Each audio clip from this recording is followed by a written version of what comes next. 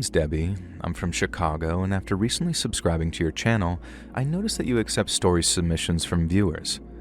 I don't have any stories for you per se, and thank God for that too, but I think you might be interested in the story of my late grandma, Zelda. It's not one she told often, but I remember it just about word for word, and with the help of my mom to fill in the blanks, I'd like to share it with you. She was born in a place called Sopotskin back in 1931, in what was then Poland but is now part of Belarus. There were around 1,300 people living there when she was a child, and Sopotskin was a shtetl, meaning most of the nearly 250 families there were Jewish. Zelda used to wake up to the sound of cows being let out to pasture, as most families kept a milk cow in their barns. She and her family named their cow Nuri, after the Yiddish word for buttercup, and would feed her straw or potatoes that they grew in their cellar. Her father was a tailor, stitching coats and pants in his tiny workshop, while most others did physical labor or traded grain and cattle. Her dad did okay money-wise, but she said that money was always tight. The Polish government slapped heavy taxes on them and banned them from owning land, meaning that they had to pay rent every month instead of owning their homes outright. But even so, the villagers found ways to take care of each other. The rabbi's wife used to organize what they'd call matan beseter, which involved secretly donating food or other goods to needy families to ensure nobody went cold or hungry. And there was also a volunteer group called the Linas Hatzedek, which was kind of like the Red Cross in that they went to homes of the sick to take care of them so their families wouldn't lose out on work. Grandma Zelda said that life was hard, but holidays brought the town together like you wouldn't believe. For Passover, families grouped up to bake matzahs in big communal ovens, kneading dough till their arms burned but laughing all the while. And then during other holidays, people would build bonfires in the fields and celebrate with songs and stories. But the joy didn't last because on September 1st of 1939, when Zelda was still just 8 years old, Germany invaded Poland. All of Sopotskin was terrified because, while they might have been in the far east of Poland and thus far from the fighting, they knew what the Germans would do if they got their hands on them. Warsaw was under siege, the Polish army was in full retreat, and all hope seemed lost. But then on September 17th, the Soviet Red Army invaded Poland from the east. It turns out that Russia had made a secret pact with Germany to carve up Poland, but since they kept Sopotskin far from the German clutches, Grandma Zelda said the invading Russians were treated like liberators. Anybody seemed better than the Germans, and at first, the Soviets treated them just fine. But over the next 18 months or so, things began to change. The Russians began kicking certain families out of their homes for arbitrary reasons. After that, they shut the stores down and herded craftsmen like my great-grandfather into compulsory collectives. The old wooden synagogue got turned into a movie house, and then the secret police started going around questioning and arresting people. Life became a new kind of hard, but it was nothing on what was to follow. Because in the summer of 1941, Germany broke their secret peace pact with the Soviets and launched a surprise attack aimed at Russia's heartland. Grandma Zelda's home village of Sopotskin was very close to the new German-Soviet border, meaning that when that surprise attack launched, they were some of the first to feel it. The Russians stationed there would tell them how the Germans wouldn't dare invading the mighty Soviet Union, not least because they were too busy dealing with the still defiant British. But then, at 2 o'clock in the morning, on the night of June 22nd, the Germans launched their attack. Their artillery began pummeling Sopotskin, setting houses, barns, and the old synagogue on fire while killing dozens and dozens of people. And by morning, the artillery had stopped. But as the villagers were putting out fires and retrieving the bodies of their loved ones, German soldiers advanced on the village and began rounding up the survivors. Grandma Zelda remembered how they forced all the villagers, women and children included, to dig a huge mass grave in the fields outside of town. Their hands were blistered and bleeding by the time that they were ordered to stop, and when they asked for food and water, the Germans refused them. Instead, they ordered the people of Sopotskin to drag their departed loved ones from the ruins of their village before unceremoniously dumping them into the huge earthen pit. Grandma said it was truly horrifying, and at one point, she saw a neighbor carrying what was left of his wife toward the pit. She was in pieces, and so was he, and yet the young German soldier who shepherded him showed him no pity at all. He kept yelling "Schnell, schnell" over and over, which I think meant hurry in their language, but it was as if the grieving man couldn't even hear him.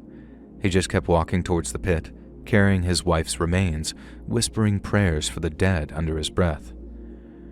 Grandma Zelda always said that they might have survived had the Germans not made the fateful discovery that more than 2/3 of the village were Jewish. But once they did, all hell broke loose. The German commander had the villagers rounded up again, and then he told them, "Poles step to the right, Juden to the left." People only realized what was happening when the Germans began marching the town's Jews back towards the mass grave. Villagers began to break from the column, yelling out, "Run for your lives," only to be shot dead by German soldiers. A few brave men rushed the captors and attempted to overpower them, but there were too many Germans and too many guns. Yet their sacrifice and the chaos that unfolded afterwards allowed a handful of villagers to slip into the nearby forests, and one of them was my Grandma Zelda. And she ran as far and as fast as her little legs could carry her, each step taking her deeper and deeper into the woods. My great-grandmother had told her to run, and in her naivety, Zelda believed that she'd come running after her. But when she finally stopped to look around, panting and shaking from the ceaseless exertion, her mother was nowhere to be seen. She cried out, hoping my great-grandma was just out of sight, but not only was Zelda alone, she had no idea where she was. The only thing she did know is that she couldn't go home. And so instead, she carried on walking in the opposite direction, hoping that she might find safety before the Germans found her. She said she walked for hours and hours, stopping only to drink from the canal before she swam across one of its narrower points. That would have killed her had it been winter, but the warm summer evening kept her from shivering and her clothes were almost dry again by nightfall. Zelda tried to keep going, but before long it was so dark that she could barely make out the ground in front of her. She knew that she had to find a place to stop and rest for the night, but just as she was about to stop and curl up on the forest floor where she was, she spotted the glow of a campfire through some distant trees. Grandma Zelda kept on creeping through the woods, getting closer and closer to the fire, when she suddenly saw a big makeshift shelter made of mud, leaves, and some dead wood. Over the fire was a huge cauldron of something which boiled and bubbled, and it was only when she got closer that she realized that hanging from branches all around were the bodies of skinned and headless animals. Grandma Zelda said that she was terrified and believed that she'd come across the home of some witch. Then, when some old hunchbacked woman came staggering out from under the blanket which served as the shelter's door, her worst fears were confirmed. The woman had patchy gray hair, a hooked nose, and small beady eyes which locked onto her in an instant. Grandma Zelda remembered a crooked smile stretching that woman's lips, revealing a mouth of blackened, decaying teeth. And then she ran, exhausted but renewed with terror, as this old woman called after her through the darkness. "Little girl, come back here at once," she cried, trying to sound motherly at first. But Grandma Zelda soon heard the woman lose her temper as she screeched out, "I'll find you. Just you wait and see." Grandma Zelda said that she could remember that feeling of terror. She'd just lost her family and then found herself being hunted by some forest witch. But looking back on it, that was obviously not what happened. That woman was no doubt a local villager, one who'd been kicked out of her home by the Russian occupiers, and many such people took to living in the forests, preferring a life in the wild to one in a Soviet labor camp in the country's far east. The woman no doubt wanted to help my Grandma Zelda, but in her traumatized and exhausted state, she assumed the worst and went running off into the forest again. She said it was awful, and that she tripped and fell and hurt herself many times, but driven near mad with horror, she couldn't stop herself. She grazed her knees, tore up her elbows, even bashed her head on the roof of a tree so hard that she felt blood oozing from her hairline. But she only stopped when she was sure that she was safe, and after curling up among the crook of some tree stump, she soon fell asleep. Grandma Zelda said the nightmares woke her up before dawn. She was screaming in her dreams, and then she was screaming when she woke up, too. And since she was frightened that someone might have hurt her, she was soon on the move again. She walked for hours again, feeling her stomach starting to rumble, but not daring to touch any of the many mushrooms and fungi which sprouted from the earth around her. Yet the longer she walked with no food or water, the more she weakened, and she knew that it wouldn't be long before she could no longer walk at all. So imagine her joy when she found a wide dirt path snaking through the trees, because this no doubt led to a settlement, and a settlement meant salvation. Grandma said that she felt a sense of hope for the first time as she followed the track through the woods, a sense of hope which only doubled when she heard the sound of an engine heading down the track towards her. Since it was coming from the direction she was traveling, Grandma assumed it was a truck full of Russian soldiers headed to the front lines, but when it came into view, her heart jumped into her throat.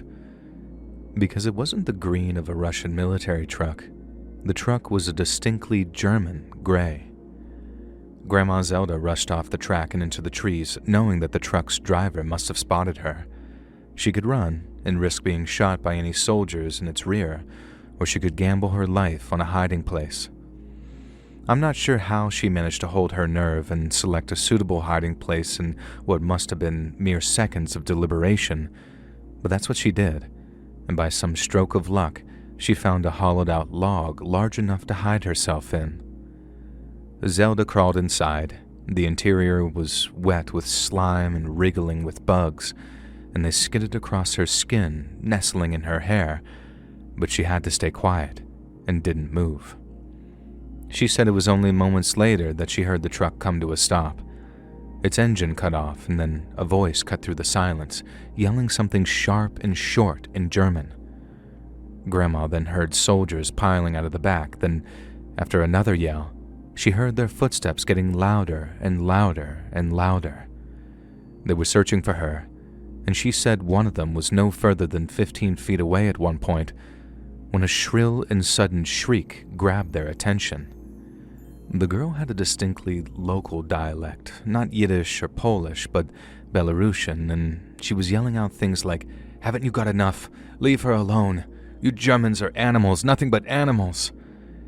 The Germans just laughed at first, and I came to realize that there were several other prisoners, all women and girls from the sounds of things, and I heard one beg the shouting girl to be quiet and not to make trouble, but she didn't listen. The German suddenly went from laughing to shouting, and then one of them cried out in pain. I think one of the prisoners must have scratched or bitten him, most likely the one that was yelling, but after she cried out, it went from calm to chaos.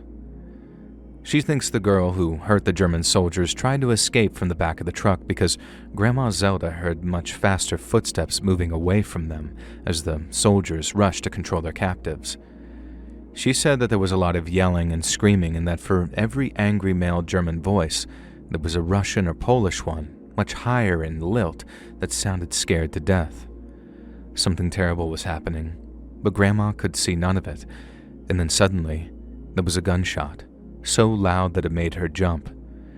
And then, while the Germans were silenced, their female captives became hysterical. Grandma said one of the Germans yelled "Scheiße," which I'm sure needs no translation here, and then he began to berate another much younger-sounding soldier, presumably for shooting one of their captives.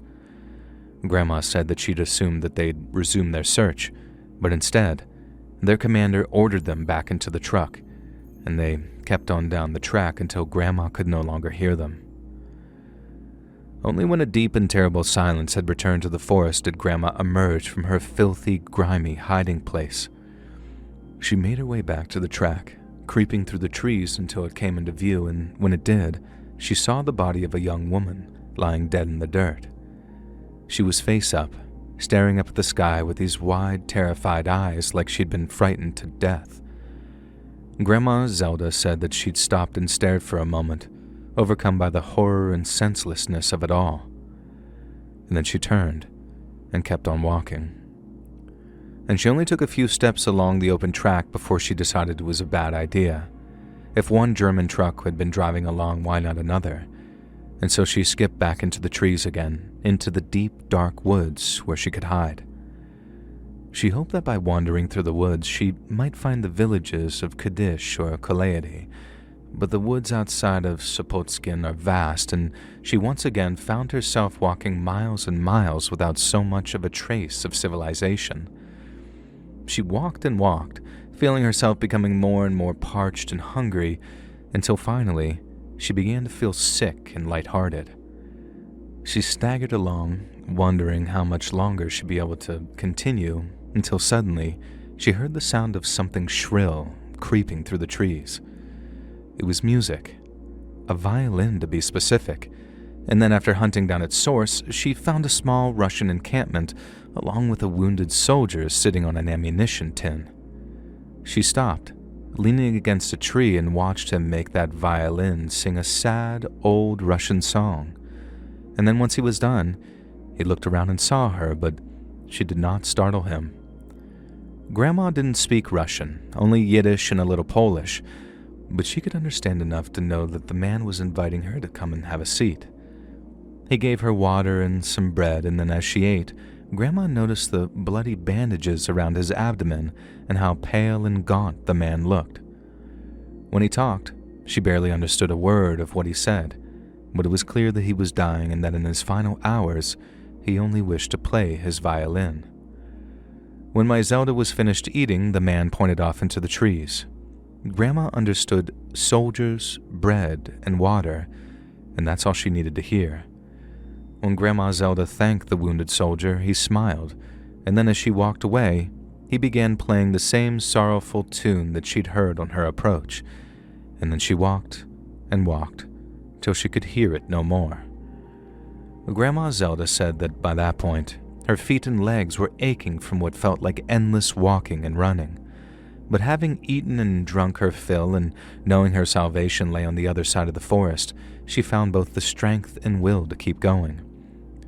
She kept on pushing through the woods, praying that she'd find safety before she had to spend another night in the woods, until suddenly there was a loud whizzing as something flew past her head before the sound was immediately followed by the loud crack of a rifle being fired.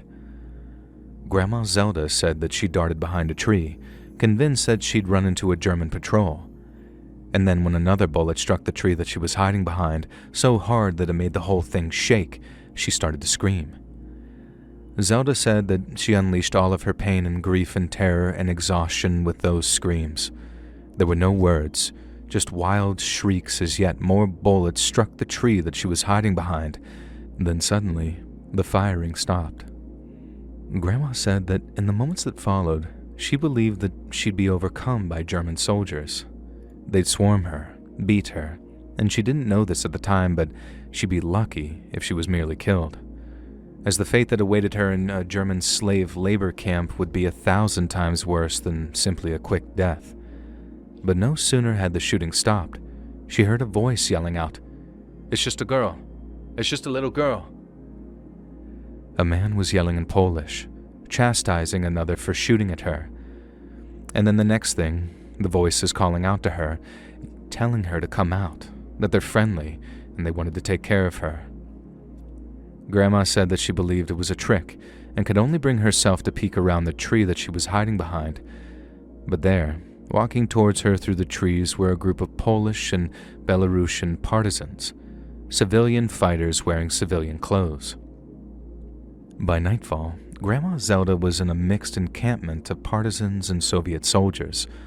All had been taken completely by surprise by the German attack, so the scene was a chaotic one.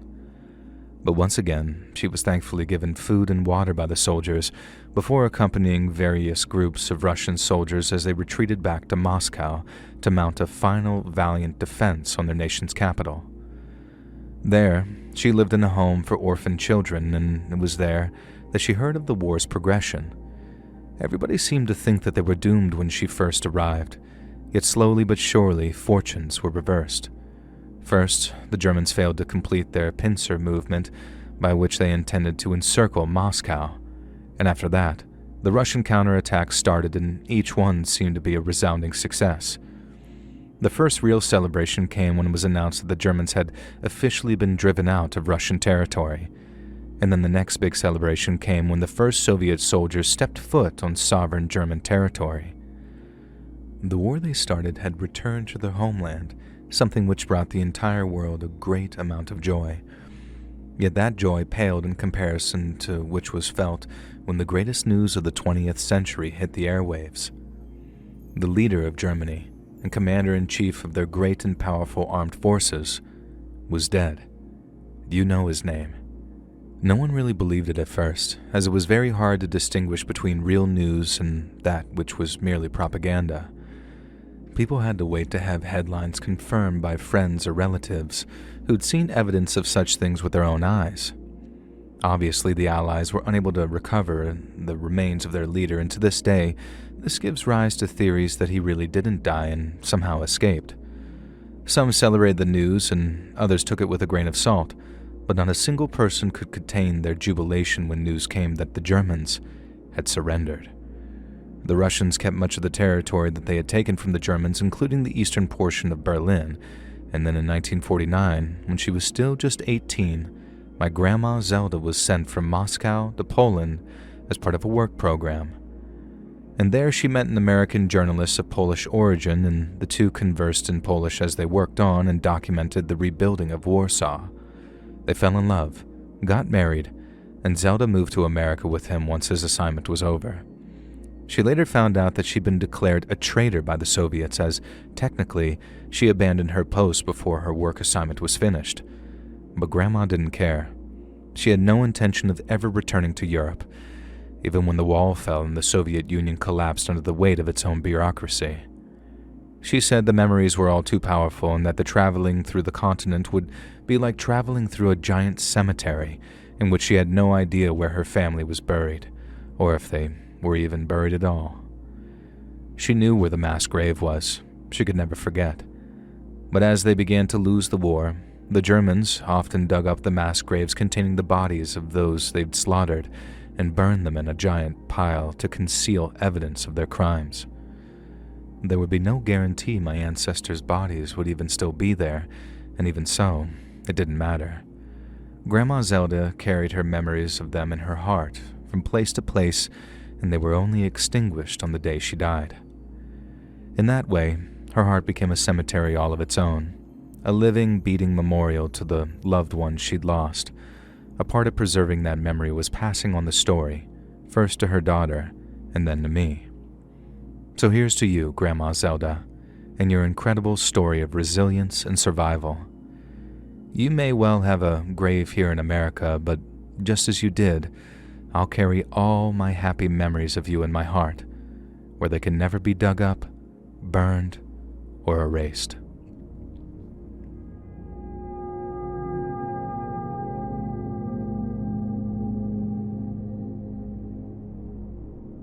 Many years ago now, at a Thanksgiving get-together, me and my cousin were talking about old Kevin Costner movies, this one specifically called The Postman.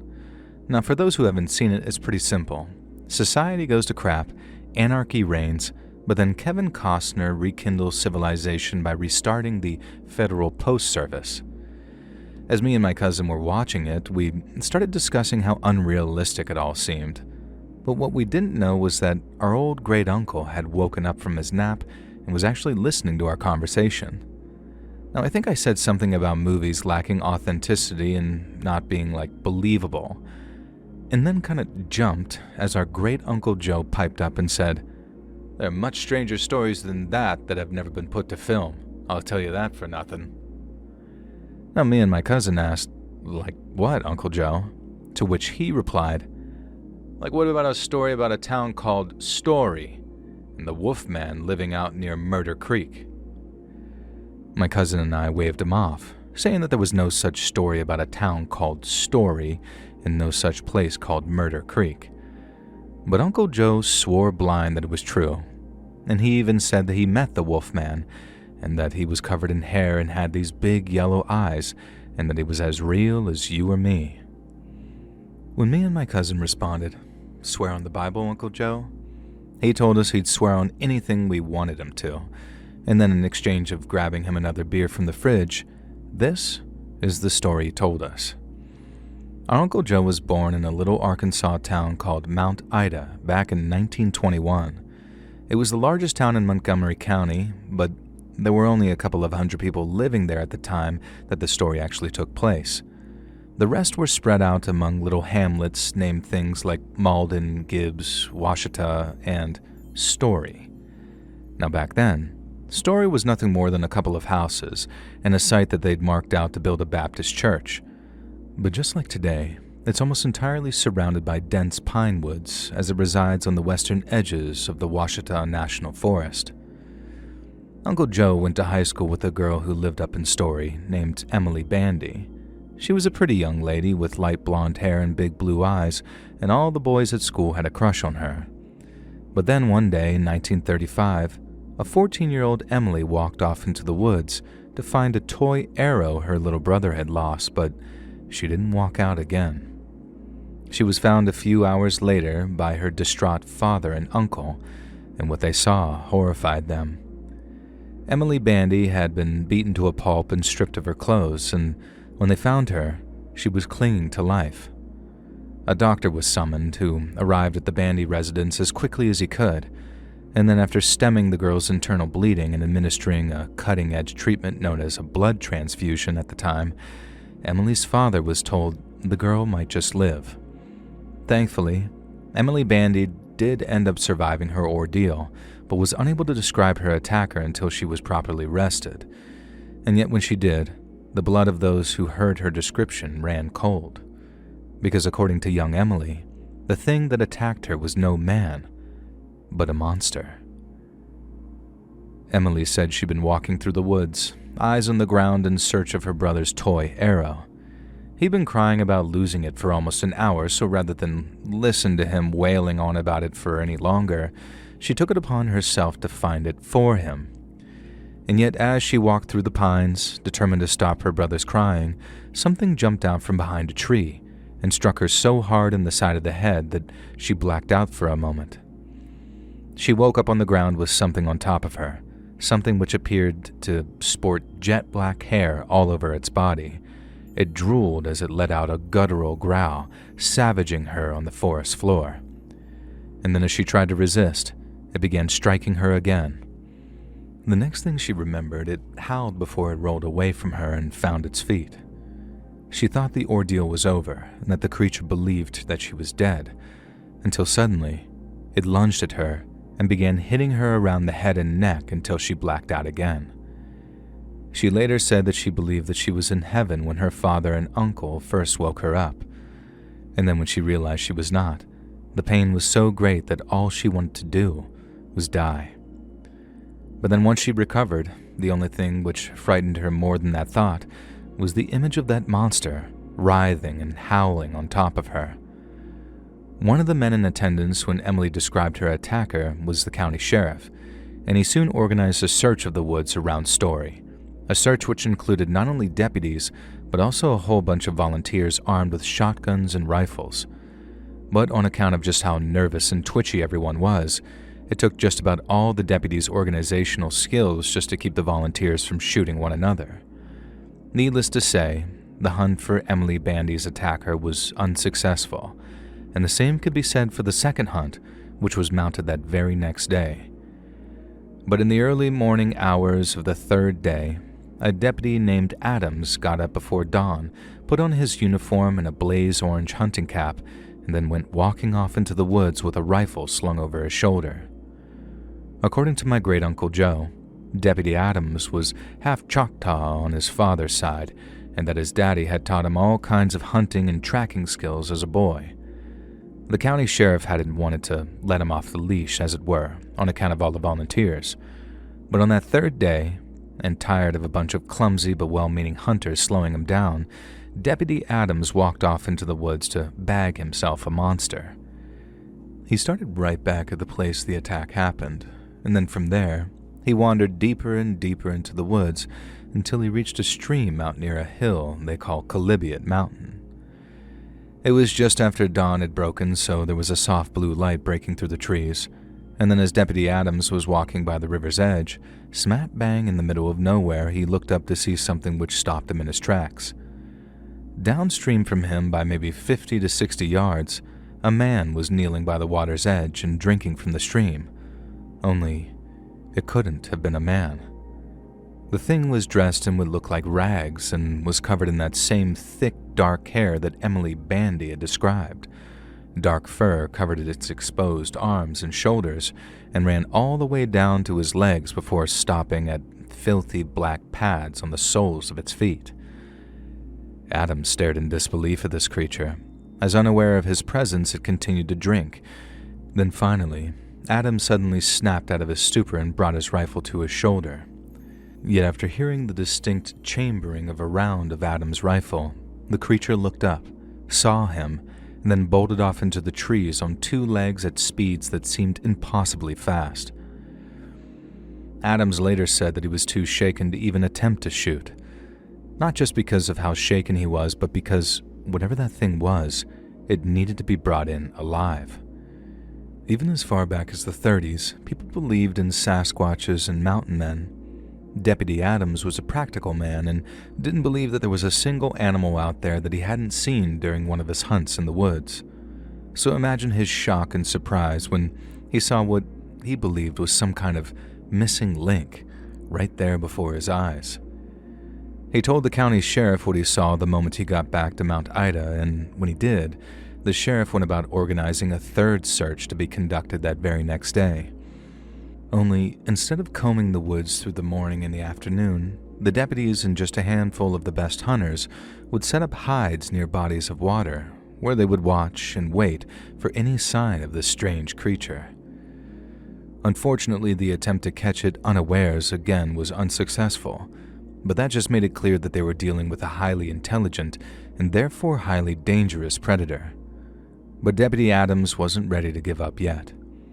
After their unsuccessful stakeout, he stayed in the woods and made his way back towards Calibiot Mountain, where he'd first sighted the strange beast. He walked for miles and miles, zigzagging through the woods, searching for any and all traces of it, and he even had to spend a night in the forest to cover all the ground he wanted. He said being huddled around the campfire, knowing that thing was out there in the darkness, it was the most scared he'd ever been in his life. But he made it through the night all the same, and at dawn, he kept on searching for that thing that attacked Emily Bandy. Deputy Adams kept on creeping through the trees, knowing that he could be just seconds away from running into that thing again, since it seemed to be active around dawn. And then right as he started to get within a mile or two of Murder Creek, which actually is a real place, we even looked it up, he started seeing all kinds of animal carcasses, all of which appeared to have been stripped of their meat. And when he found tufts of that thick black hair around some of the skeletal remains, Deputy Adams knew that he must be close. But as he got closer and closer to Murder Creek, he could have never prepared himself for what he was about to discover, because as he crept along the side of a hill, he spotted a small cave. It was no more than a flat triangular tunnel, but right there, feasting on the raw meat of some small furry animal, was the creature he'd spotted just 2 days prior. Deputy Adams raised his rifle, aiming it at the creature and trapping it inside of its own shallow den. But as it looked up and locked eyes with the deputy, he realized it was no wild beast, because despite the thick black hair covering the thing's body, its eyes were distinctly human. The thing held Deputy Adams' gaze as it dropped what it was eating, but it didn't try to escape. Instead, it began to shake its head, and a voice that sounded like it had only the slightest grasp of English as it pleaded, "No." Deputy Adams was so stunned that he thought he might fall down. But as he continued to stare, aghast and open-mouthed, he realized the thing was not a thing at all, but rather a man, a young man, and one with a very peculiar affliction. Since Deputy Adams had already resigned himself to wandering the woods after that previous morning stakeout, He was carrying some hard cheese and bacon wrapped in a little cloth. He took it out and offered some to the strange young man, who gobbled it down greedily as soon as it was offered. And then over the next few hours or so, he gained the young man's trust and began to learn a thing or two about him. It wasn't clear exactly how it happened, but Deputy Adams realized that while the young man must have been abandoned as a child, fear and suspicion had led him to a life in the wild.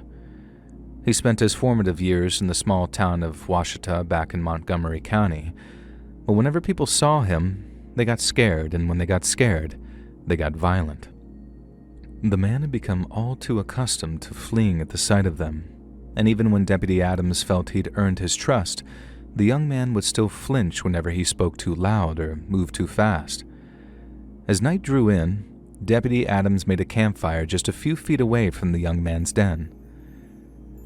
Now, it must have been the first time that he'd seen a fire up close in decades, because while he wasn't strictly scared of it, the process of its creation fascinated him. And then, while demonstrating a much stronger ability to comprehend rather than speak, Deputy Adams spent that night convincing the strange young man to follow him back into town that next morning, not only to begin his reintegration into society, but to prove that he could not have been the one to attack young Emily Bandy. But then, right around the same time Adams was earning the man's trust, something terrible was unfolding back in a tiny Montgomery County hamlet known as Sims. That afternoon, a homemaker by the name of Carol McCormick was putting away some of her husband's laundry. Prohibition had ended not just 2 years before, and her husband Robert liked to enjoy a few drinks with his buddies after work, without having to worry about the sheriff showing up to throw him in jail. And this meant that he wouldn't be back till after dark. But this also meant that when she found a small silver heart necklace tucked into the back of his sock drawer with the name May engraved onto it, she had hours and hours to wallow in grief and anger before Bob finally came home. Carol was convinced her husband was having an affair. It had been months since he touched her. He was heading out at odd times to do things he didn't want to talk about, and even worse, he'd been forgetting to pick up her crocheting supplies from the Mount Ida General Store. And so when he staggered through the door sometime around 10, stinking of whiskey and cigarettes, Carol McCormick demanded to know who in the hell this May lady was. Her husband, unprepared for such an ambush, couldn't provide an answer to her question, and while Carol rather correctly interpreted this as a sign of Bob's guilt, he wasn't guilty of that which she accused him of. And when everything went down, when Carol suddenly realized who May was and who the necklace really belonged to, she ran screaming from the house and out into the night. Carol had remembered hearing something about how, while all of Emily Brandy's torn clothes were found around her body, one thing was missing from the scene: a necklace, given to Emily by her sister, but one that had originally been a gift to her. And the name of Emily's older sister was Mabel Juliet Bandy, more commonly referred to as May. Carol knew most of that. Everyone knew everyone in Montgomery County back then. She just couldn't bring herself to entertain the possibility till she saw that look in her husband's eyes. But Bob didn't just let her go that night. Oh no, he couldn't. He couldn't have his good lady wife going around telling tales and ruining his good reputation over what he considered to be a drunken mistake. And so he followed her outside into the night and tried bashing her head in with a shovel. Carol's screams were the only thing that saved her life. That and the shotgun one of their neighbors held when he came out to see what in the hell was going on out there. He told Bob if he so much as moved, he'd blow his goddamn head off. And then his wife came out to join him, and after gasping at the sight of her husband holding their beloved Bob at gunpoint, she grabbed the rope that he used to tie Bob up, and he was off in the direction of Mount Ida to grab the sheriff. Uncle Joe said Bob McCormick spent the night in the county jail and did so on 2 charges of attempted murder, among other things. The next morning, a still weak Emily was brought to his cell and asked if that was the man who attacked her. She didn't have to say yes, because when she erupted into screams and cries, stumbling into the arms of her father to cry and cry and cry, it was all the confirmation anyone needed. And then by pure happenstance, right around the time Emily Brandy was led away from the county jail, Deputy Adams walked back into town with that young man following close behind. Adams had told him not to be scared and that any sour reactions from the Mount Ida citizenry would be met with a brief but all-encompassing explanation. The man was no monster. He had an illness, he'd been neglected, and it was a time to start making things right for him. While Bob McCormick had to await the date of his trial in the county jail, the young man stayed with Deputy Adams, along with his wife and young son. He was taught to live like a person again, how to wash and dress himself, and how to eat at a table using knives and forks. It wasn't an overnight transformation. It took time, and as he learned to speak again, the young man took the name Joseph, another reason my great-uncle Joe remembered the tale so well. He took the name after Mrs. Adams' Bible study sessions helped him learn to read, and saying he was inspired to do so by Joseph's story. Joseph was a man betrayed by his family, one who was sold into slavery and became a prisoner in a foreign land. Joseph eventually forgave his family and reportedly told them, in Genesis 50:20, "As for you, you meant evil against me, but God meant it for good, to bring it about that many people should be kept alive as they are today." And by the time Bob McCormick was being sentenced to 50 years of hard labor, Deputy Adams was trying to find young Joseph a job. Given how skittish he was, as well as his lack of general education, Joseph was far too anxious and frightened for regular employment. But Deputy Adams didn't give up on him, and after hearing of a freak show that was attached to a traveling carnival, he paid the show a visit when it passed through Montgomery County. But rather than find a cruel and exploitative operation that took advantage of the so-called freaks in its employment, Deputy Adams found a sanctuary for such people. There was a bearded lady named Leela, a tiny little dwarf man who danced the Lindy Hop, and a fellow who called himself the Lizard Man, but who in reality just had some kind of skin condition. These people welcomed Joseph with open arms, telling him that he was finally in a place where folk understood and didn't judge.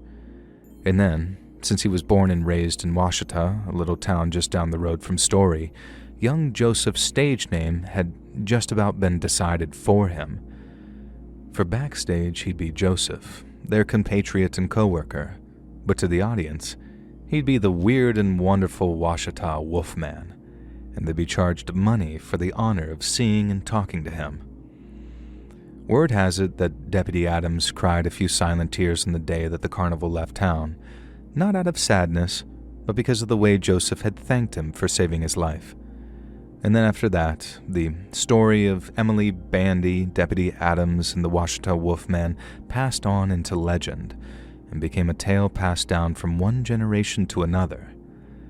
Like I said, my cousin and I went away and did our own research because we didn't think that there was a single chance in hell that a town called Story and a creek called Murder were real places. And like I may have also said, every single piece that Uncle Joe mentioned checked out.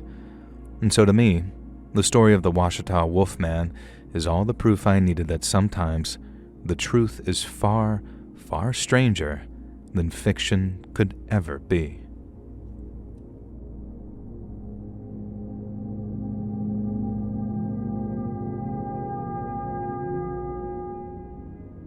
My name is Katerina. I recently became a subscriber of yours, and I think I have a story from my younger years that you might be interested in. I currently live in London with my husband and my grown-up daughter, but I grew up in Russia during the Soviet times, and in the summer of 1984, I was a 26-year-old junior researcher at the Leningrad Institute of Geology. My work was, in a word, boring, but back then, working at a university allowed you certain privileges, such as the opportunity for travel.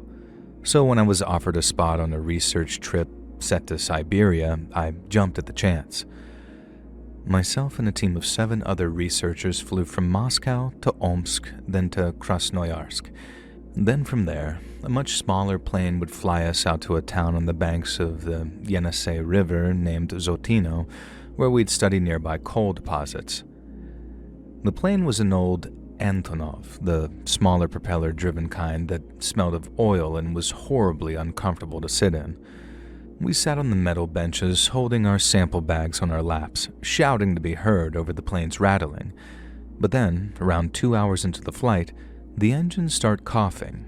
First one, then the other. The pilot came on the intercom and said it was nothing to worry about, but only a minute later, the plane dropped hard.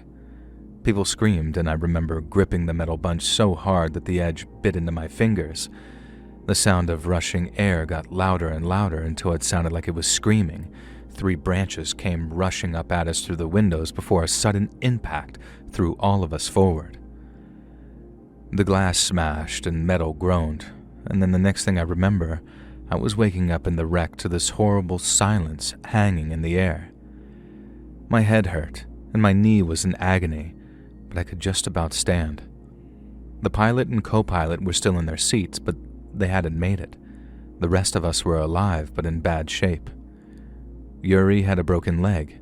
Tanya's arm was so badly broken that she couldn't stop crying, while the others had an assortment of broken legs and twisted ankles, along with cuts, bruises, and a few cracked ribs. The plane's radio was broken, so there was no calling for help. Nobody could walk far, and I was the only one on my feet, and so it only made sense that it was me who went to look for help.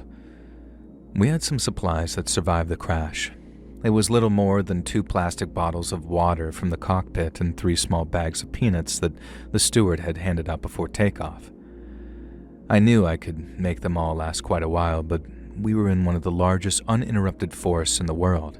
It stretched in every direction, thick, dark, and endless, and we didn't have even the faintest of idea of where we were. There was a flare gun, but we had to wait until the sun had set for that to be truly effective, and until then, what choice was there other than to make the most of what little energy I had? I stuffed the bottled water and peanuts into my coat pockets, listening as my injured comrades wished me luck, and then I started walking towards what I assumed was the east. The first day was the easiest. I followed what looked like a game trail, one that was infested with mosquitoes which bit at my face and neck. And by the evening time, my knee was throbbing, and I'd already drank more than half a bottle of water. I stopped where there was a shelter, ate a handful of peanuts, and then slept against a fallen log for a few hours until it got too cold to sleep. On the second day, the wolves found me. I heard them first, their low howls far off at first, but then they got closer. I saw their shapes between the trees, all gray and thin, and there had to be at least 6 or 7 of them, and they didn't rush or charge me. They just followed at first, keeping 20 or 30 meters back. I picked up a branch and waved it, shouting at the top of my voice to seem big and scary. They stayed away, but they didn't leave. That night, I made a small fire with dried twigs and pine needles. I sat with my back to the flames, watching for any sign of those wolves, and before long I could see the flames glowing in their eyes. I took a stick from the fire and waved it around while shouting in hopes that it'd scare them off. It didn't. They just kept watching and waiting. And by the 3rd day, my water was almost gone and the peanuts were down to 1 bag. My lips were cracked from the dehydration, and every single step hurt like a fresh wound. The forest looked the same in every direction, nothing but tall pines and fallen logs covering as far as the eye could see. I started talking to myself just to hear a voice, telling myself the others back at the wreck were still alive and that I was going to make it. The wolves were still there, getting closer the more I slowed. I kept the branch in my hand like a club, but I knew that if they came for me, I was done for. Late on the 4th afternoon, I smelled wood smoke from a campfire. And as far as I thought, I was imagining it like a kind of forest mirage or something, but then I heard the sound of loud saws and I started walking faster. My heart was beating so hard it felt like it was going to burst because I knew I'd done it. And then as the trees opened up a little, there it was, a small logging camp stretched out in front of me. There had to be 5 or 6 wooden huts, a big pile of cut logs, and a generator chugging away and belching out some black smoke. Men in padded jackets and felt boots moved between the buildings, but they didn't seem to be Russian, and I'd soon discovered that they were actually Chinese migrant workers working under an international labor program. I'd heard rumors that some contract workers came from China to cut timber in the Far East, but I never thought that I would ever see them up close. As I approached, one of them spotted me and shouted. They all stopped, and then a short man with a black cap came forward, and he spoke with a very heavy Russian accent, but I could understand him. He asked where I had come from and what had happened to me, and I told him that there was a plane crash, that others were hurt, and that they needed help. He didn't ask many questions. He simply brought me inside to the nearest hut to warm me up. Someone gave me some hot tea with sugar, and then they fed me rice and some kind of salted fish. I told them about the wreck, about the wolves, about the peanuts I had left, and then when I thought about my comrades, I started to cry. The man with the black cap, his name was Lao, and he tried to comfort me and then promised that he would get help. There was a phone in the hut. Lao picked it up, spoke fast in some Chinese, and then waited a few moments before he switched to Russian. He said that there were survivors who needed rescue, and then began reading off a set of coordinates while looking at a map. The search team came the next morning in 2 helicopters. They asked if they knew which direction I'd traveled, and since I had a rough idea, they flew us west. It looked like a great ocean of trees out there, like it'd be impossible to find the wreck and my comrades, but then suddenly, someone pointed and shouted, and there it was. It looked tiny from the air, just a crumpled metal shape in that ocean of green. My comrades were still alive, huddled under a shelter that they made out of a tarp thrown over the crashed plane's wing. When they heard the helicopters, some of them hobbled out and began waving. There were no places to land, so the rescue workers had to haul my wounded comrades up on stretchers attached to ropes. I was in a helicopter with Yuri and Tanya. They were too weak to talk, but they didn't need to. No words could have been adequate to describe what we felt in that moment. They took us to a hospital far away, and doctors set bones, gave us shots, and fed us broth. And then after a week of treatment and rest, they flew us back to Leningrad. We thought that they'd be happy to see us, but when our colleagues from the Institute met us at the airport, they looked nervous, and then when we got back to the Institute, they told us the bad news. Thanks to our failure, the ministry had decided to cut our funding. That was how things worked back then. We were punished for things we had no control over, quite literally adding insult to injury. And I was back at work after about 6 weeks. And for a long time, my knee would ache whenever it rained, and sometimes at night, I'd wake up sweating after nightmares about the wolves. I still have one empty peanut bag in a drawer at home. It's faded and torn, but it serves as a reminder of what I've lived through and achieved. We survived not just because one person could walk, but because others were kind and because sometimes fate gives you a chance. Hey friends, thanks for listening. Click that notification bell to be alerted of all future narrations as I release new videos every Monday and Thursday at 9 p.m. Eastern Time. And there are super fun live streams on Sundays and Wednesday nights. I'd love to see you there. If you got a story, be sure to submit them over at my email, LetsReadSubmissions@gmail.com, and maybe even hear your story featured on the next video. And if you want to support me even more, grab early access to all future narrations and bonus content over on Patreon, or click that big join button to hear about the extra perks for members of the channel. And check out the Let's Read podcast, where you can hear all of these stories in big compilations located anywhere you listen to podcasts. I also have a true crime channel called Saturn Soul. All the links for everything are down in the description below. Thanks so much, friends.